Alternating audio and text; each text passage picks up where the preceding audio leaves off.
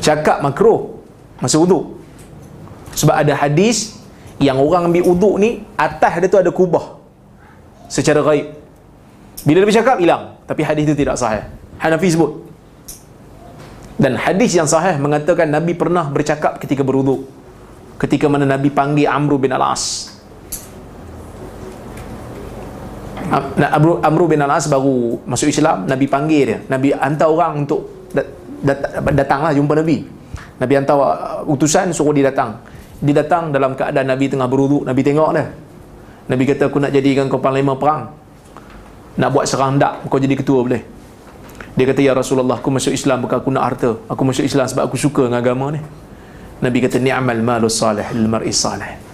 Alangkah baiknya kalau harta yang baik itu dapat kepada orang yang baik. Kan Nabi cakap. Kan? Itu menunjukkan cakap ni tak jadi masalah jika ada keperluan. Jika ada keperluan boleh cakap. Tapi seeloknya jangan bercakap lah, kerana kita perlu fokus. Kalau tak ada keperluan tak payah cakap. Boleh? Ni tengah ambil wuduk cakap banyak sangat kan, sampai lupa. Dah solat, lupa kaki tak basuh kan.